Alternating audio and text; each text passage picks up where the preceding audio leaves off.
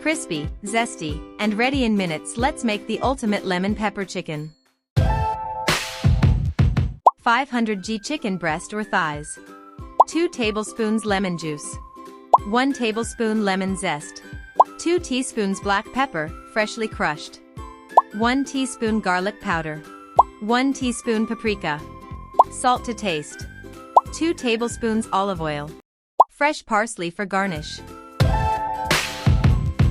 Marinate chicken with lemon juice, zest, black pepper, garlic powder, paprika, salt, and olive oil.